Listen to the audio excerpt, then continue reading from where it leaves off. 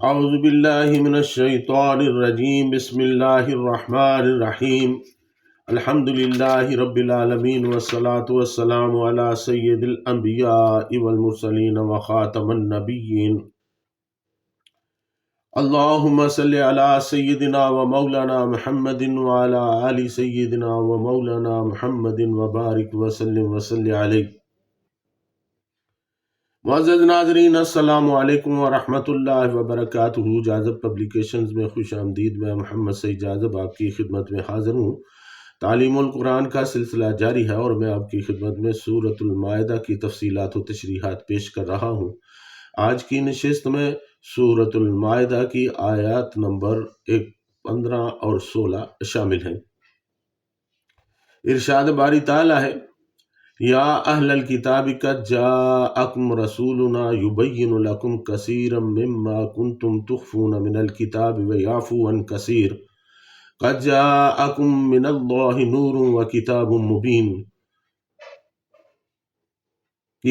مبین یہدی بہ اللہ من اتبع رضوانہ سبل السلام ویخرجہم من الظلمات الی النور وَيُخْرِجُهُم مِّنَ الظُّلُمَاتِ إِلَى النُّورِ بِإِذْنِهِ وَيَهْدِيهِمْ إِلَى صِرَاطٍ مُّسْتَقِيمٍ۔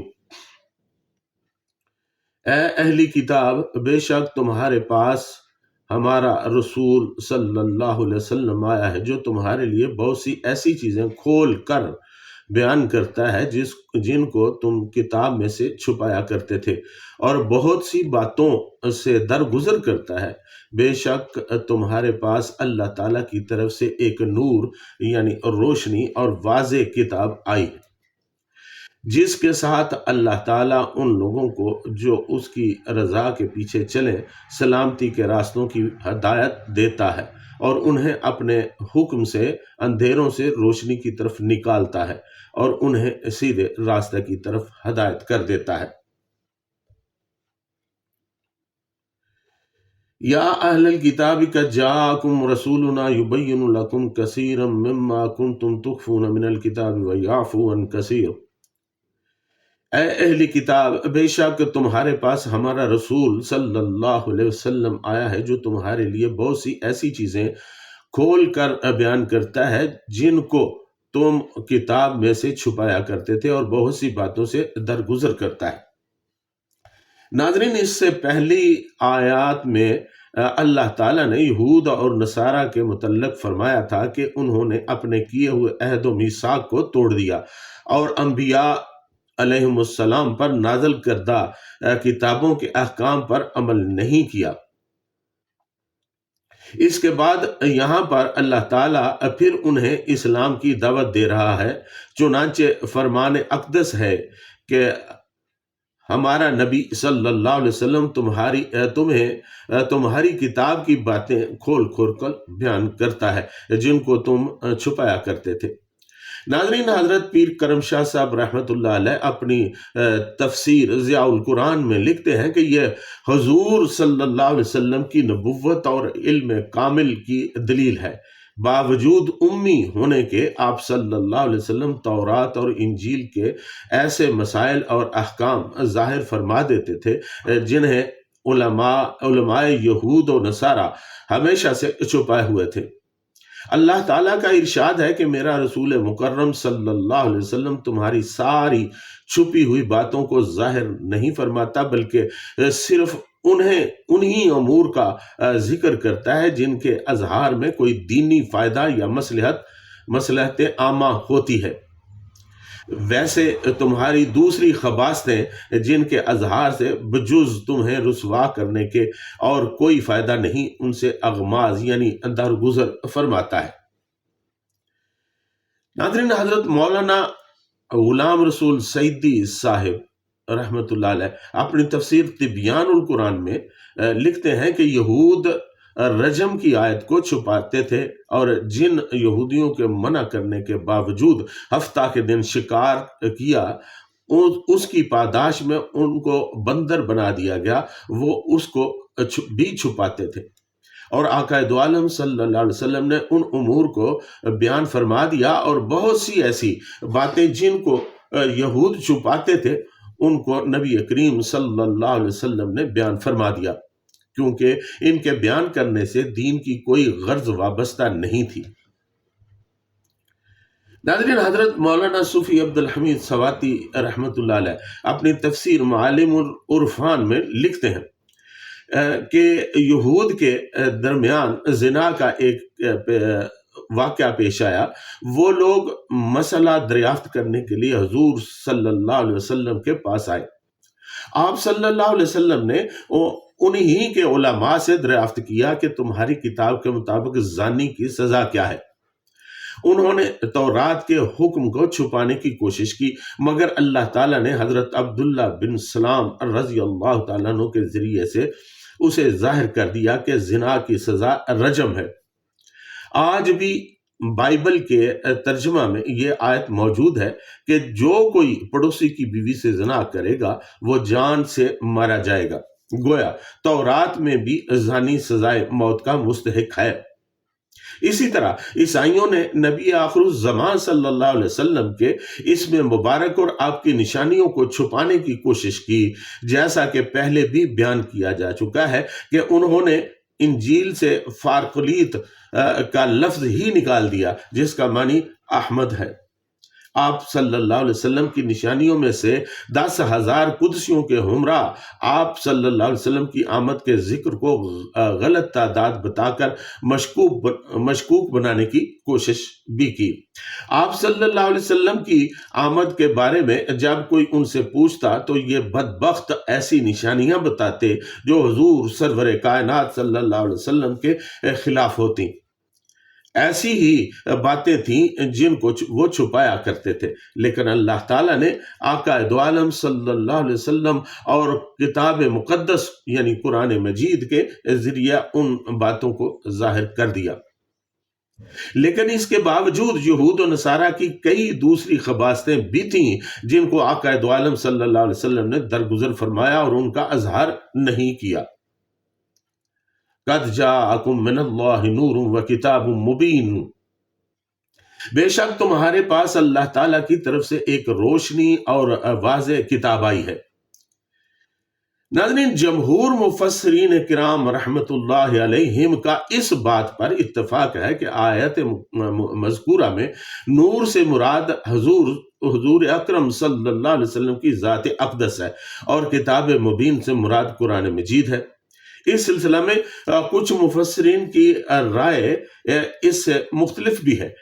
مسئلہ کی حمایت میں کیا آراء ہیں اور مخالفت میں کیا خیالات ہیں، ان سب باتوں کا مکمل جائزہ لینا بہت ضروری ہے۔ میں اپنی تحقیق آپ کے سامنے پیش کرتا ہوں، ذرا ملاحظہ فرمائیں۔ ناظرین، امام المفسرین امام ابو جعفر بن جریر الطبری رحمۃ اللہ علیہ تفسیر طبری میں لکھتے ہیں، یعنی بن نور محمد صلی اللہ تعالی علیہ وآلہ وسلم الذی انار اللہ بہ الحق واظہر بہ الاسلام ومحق بہ الشرک فہو نور لمن استنار بہ، یعنی نور سے مراد یہاں ذات پاک محمد صلی اللہ علیہ وسلم ہے، جن کی وجہ سے اللہ تعالیٰ نے حق روشن کر دیا، اسلام کو ظاہر فرمایا اور شرک کو نیست و نابود کیا۔ حضور صلی اللہ علیہ وسلم نور ہے، مگر اس کے لیے جو اس نور سے دل کی آنکھوں کو روشن کرنا چاہے۔ ناظرین، اللہ تعالیٰ اس نور مجسم کی تابانیوں اور درخشانیوں سے ہمارے آئینہ دل کو منور فرمائے اور اپنے محبوب کی غلامی اور محبت کی سعادت سے بہرہ اندوز فرمائے، آمین۔ جب اللہ تعالیٰ اپنے محبوب کو نور فرما رہا ہے تو کسی کو کیا اعتراض ہو سکتا ہے؟ کتاب مبین سے مراد قرآن مجید ہے، یہ کہنا کہ نور سے بھی قرآن مجید مراد ہے درست نہیں، کیونکہ واو عاطفہ تغیر یعنی فرق اور تفاوت پر دلالت کرتی ہے۔ ناظرین، امام ابو الحسن علی بن احمد واحدی نشاپوری رحمۃ اللہ علیہ یہ تفسیر الوسیط میں لکھتے ہیں کہ نور سے مراد ہے گمراہی سے روشنی اور ہدایت، یعنی اسلام۔ حضرت قتادہ رحمۃ اللہ علیہ نے کہا ہے کہ اس سے نبی کریم صلی اللہ علیہ وسلم مراد ہے۔ یہی حضرت ابو اسحاق الزجاج رحمۃ اللہ علیہ کا قول ہے۔ انہوں نے بھی لکھا ہے کہ اس سے مراد سیدنا محمد صلی اللہ علیہ وسلم ہے، اور کتاب مبین سے مراد قرآن مجید ہے، جس میں اہل کتاب اختلاف کرتے ہیں۔ اس میں قرآن مجید قول فیصل یعنی فیصلہ کن بیان کرتا ہے۔ ناظرین، امام ابو اللیث نصر بن محمد سمرقندی رحمۃ اللہ علیہ لکھتے ہیں کہ اس کی تفسیر میں کئی اقوال ہیں۔ پہلا یہ کہ نور سے مراد سیدنا محمد صلی اللہ علیہ وسلم کی ذات اقدس ہے، اور کتاب سے مراد قرآن مجید ہے۔ دوسرا، نور سے مراد اسلام ہے، اور کتاب سے مراد قرآن مجید ہے۔ اور تیسرا، نور اور کتاب دونوں سے مراد قرآن مجید ہے۔ لیکن یہ قول ضعیف ہے، کیونکہ عطف تغیر فرق تفاوت چاہتا ہے۔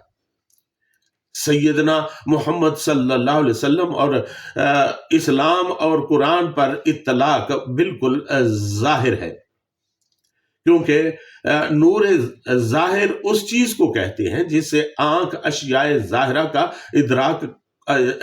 ادراک قوت سے کرتی ہو، اور نور باطن اس چیز کو کہتے ہیں جس سے بصیرت، حقائق اور معقولات کا ادراک قوت سے کرتی ہو۔ ناظرین، قاضی ابو الخیر عبداللہ بن عمر بیضاوی شافعی رحمۃ اللہ علیہ اپنی تفسیر بیضاوی میں لکھتے ہیں کہ نور سے مراد قرآن ہے، جو شک کے اندھیروں کو دور کرتا ہے، اور کتاب مبین سے مراد جس کا اعجاز واضح ہو۔ اور ایک قول یہ ہے کہ نور سے مراد سیدنا محمد صلی اللہ علیہ وسلم ہے۔ ناظرین، اسے تفسیر بیضاوی کے علاوہ تفسیر الکشاف اور تفسیر تبیان القرآن نے بھی نقل کیا ہے۔ علامہ شہاب الدین احمد خفاجی حنفی رحمۃ اللہ علیہ اس کی شرح میں لکھتے ہیں کہ اس تفسیر کے مطابق نور اور کتاب دونوں سے مراد واحد ہے۔ قرآن کو نور اس لیے فرمایا کہ یہ ہدایت اور یقین کے طریقوں کو ظاہر فرماتا ہے۔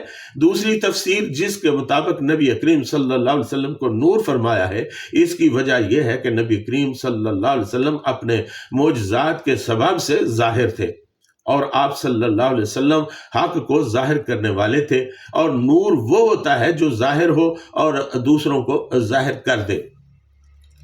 ناظرین، علامہ سید محمود آلوسی حنفی رحمۃ اللہ علیہ لکھتے ہیں کہ نور سے مراد نور عظیم ہے، جو تمام انوار کا نور ہے، اور وہ نبی مختار صلی اللہ علیہ وسلم ہے۔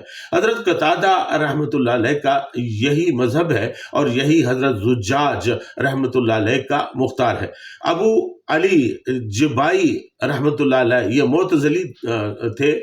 انہوں نے کہا ہے کہ نور سے مراد قرآن ہے، کیونکہ وہ ہدایت اور یقین کے طریقوں کو منکشف اور ظاہر کرتا ہے۔ ناظرین، علامہ زمخشری رحمۃ اللہ علیہ یہ شیعہ مفسر تھے۔ انہوں نے اسی تفسیر پر اختصار کیا ہے، اور اس صورت میں نور پر کتاب مبین کے عطف پر یہ اعتراض ہوگا۔ عطف تغیر کو چاہتا ہے، اور جب دونوں سے مراد قرآن ہے تو تغیر کس طرح ہوگا؟ اس کا جواب یہ ہے کہ یہاں عنوان کا تغیر کافی ہے۔ معطوف علیہ میں قرآن کو نور سے تعبیر کیا گیا ہے، اور معطوف میں اس کو کتاب مبین سے تعبیر کیا گیا ہے، اور عنوان کے تغیر کو تغیر بالذات کا قائم مقام کیا گیا ہے۔ اور میرے نزدیک یہ بعید نہیں کہ نور اور کتاب دونوں سے مراد نبی کریم صلی اللہ علیہ وسلم ہو، اور یہاں بھی صحت عطف کے لیے عنوان کا تغیر کافی ہوگا، اور نبی اکرم صلی اللہ علیہ وسلم اور پر نور اور کتاب مبین دونوں کے اطلاق کی صحت میں کوئی شک نہیں ہے۔ ناظرین، علامہ ملا علی بن سلطان القاری الحنفی رحمۃ اللہ علیہ لکھتے ہیں کہ نبی کریم صلی اللہ علیہ وسلم پر نور کا اطلاق کیا گیا ہے کیونکہ آپ صلی اللہ علیہ وسلم اندھیروں سے نور کی طرف ہدایت دیتے ہیں۔ بعض مفسرین نے یہ کہا ہے کہ نور اور کتاب مبین دونوں سے مراد قرآن مجید ہے۔ یہ دونوں قرآن کے وصف ہیں اور عطف کے لیے لفظی تغیر کافی ہے۔ اس کے مقابلہ میں یہ کہا جا سکتا ہے کہ اس سے کیا چیز مانے ہے کہ یہ دونوں لفظ نبی کریم صلی اللہ علیہ وسلم کی نعت اور صفت ہو۔ آپ صلی اللہ علیہ وسلم نور عظیم ہے کیونکہ انوار میں آپ کا کامل ظہور ہے، اور آپ صلی اللہ علیہ وسلم ہی کتاب مبین ہے کیونکہ آپ صلی اللہ علیہ وسلم اسرار کے جامع ہیں اور احکام، احوال اور اخبار کے ظاہر کرنے والے ہیں۔ ناظرین، صدر الافاضل سید محمد نعیم مراد آبادی رحمۃ اللہ علیہ لکھتے ہیں کہ سید عالم صلی اللہ علیہ وسلم کو نور فرمایا گیا ہے کیونکہ آپ صلی اللہ علیہ وسلم سے کفر کی تاریکی دور ہوئی اور راہ حق واضح ہو گئی۔